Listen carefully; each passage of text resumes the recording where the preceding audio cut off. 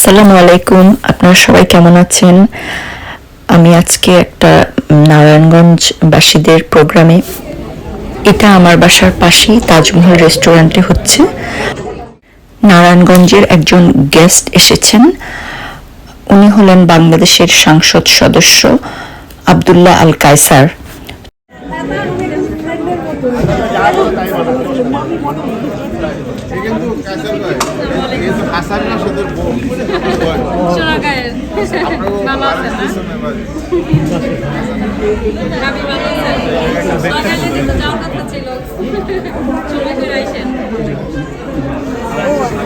আমাদের লং আইল্যান্ডে যাওয়ার কথা ছিল, কিন্তু নেক্সট টাইম তো অবশ্যই যাব ইনশাআল্লাহ। আপনারা যারা নামাজ পড়বেন তাদের ডান দিকে ফাঁকা জায়গা আছে,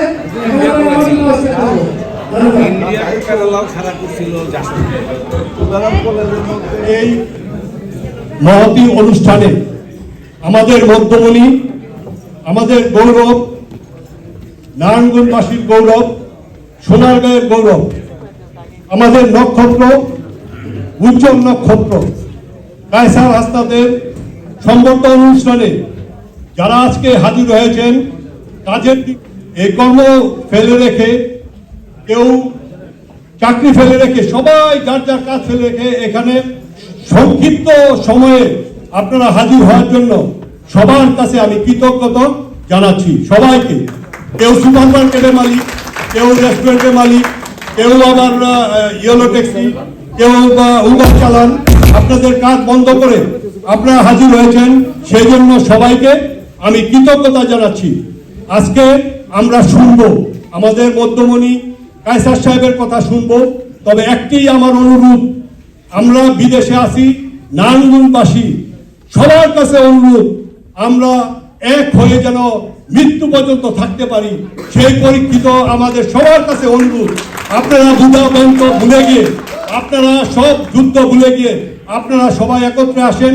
কোনো ভুলভ্রান্তি থাকলে আমাদের বলেন, আমরা সবার সাথে মিলেমিশে কাজ করতে চাই, এখানে কারোর সাথে কোনো ভেদাভেদ নাই। আমি আব্দুল্লাহ আল কায়সারের উপস্থিতিতে আজকে তার উসিলায় আমি নারায়ণগঞ্জবাসীকে সবাইকে ও একটাই বলবো যে যা হওয়ার অতীতে হয়েছে আর দীর্ঘায়িত করবেন না, আর এগুলি নিয়ে খেলামেলা করবেন না। আপনারা সবাই একত্রিত হয়ে মানুষকে হাসার চেষ্টা করবেন না, সবাই কাঁধে কাঁধ মিলিয়ে আসুন, কাজ করি। এবং যারা বিদেশ থেকে আজকে বাইরের থেকে আমাদের দেশের থেকে আসে, যখন দেখবে আমরা সব ঐক্য একসাথে আসি, তাদেরও ভালো প্রাউড ফিল করবে তারা। আজকে আমরা সব, আমার দীর্ঘায়িত বক্তব্য দীর্ঘায়িত করবো না, আমরা আব্দুল্লাহ কায়সারের বক্তব্য শুনবো। ক্রেস্ট দিয়ে আমাদের আজকে প্রধান অতিথিকে সম্মানিত করব। প্রথম বীর মুক্তিযোদ্ধা জনাব গোলাম হোসেন এবং জনাব দৌলত খন্দকার দোলন, তারা ফুল দিয়ে সম্মানিত করছেন আজকের অনারেবল মেম্বার অফ পার্লামেন্ট জনাব আব্দুল্লাহ আল কায়সার সাহেবকে, এবং এর পরপরই ক্রেস্ট দিবেন জনাব মুস্তফা জামান টিটু এবং জনাব SM সায়েম মিঠু।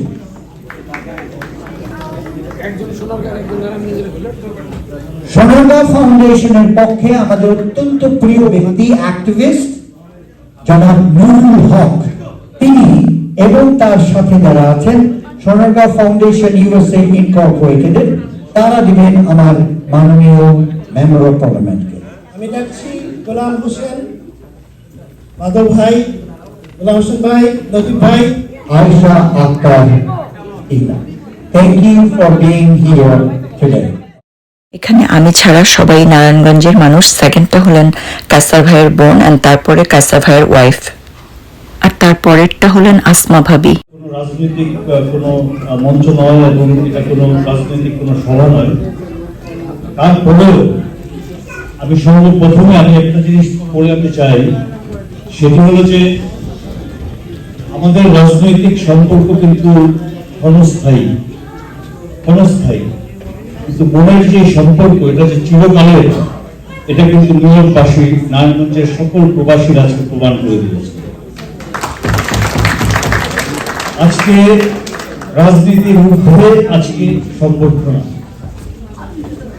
আমি 2023 অগস্টে আমার 2 মেয়ে নিউ ইয়র্কে পড়াশোনা করছেন, দুই মেয়েকে রাখার জন্য আমরা এখানে এসেছিলাম, আমার ওয়াইফ আমি 2023 16 অগস্টে আমরা এসেছিলাম। শোক দিবস 15 আগস্ট পালন করেই আমরা রওনা দিই। আমরা পৌঁছেছিলাম 16 আগস্ট।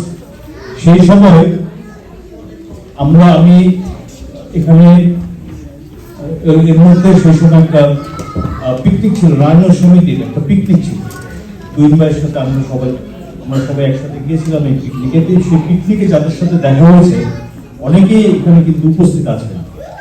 সেখানে আমি দোয়া চেয়েছিলাম যে আপনারা দোয়া করবেন যাতে জননেত্রী শেখ হাসিনা আমাকে মনোনয়নটা দেয়, এবং আল্লাহ পাক আপনাদের দোয়া কবুল করেছে। জননেত্রী শেখ হাসিনা আমাকে মনোনীত করেছেন, নির্বাচন হয়েছে, এবং আপনাদের দোয়ায় আমি 7 জানুয়ারি আমাদের যে দ্বাদশ সংসদ নির্বাচন হলো, সেখানে প্রায় 80,000 ভোটের ব্যবধানে আমি জয়যুক্ত হই।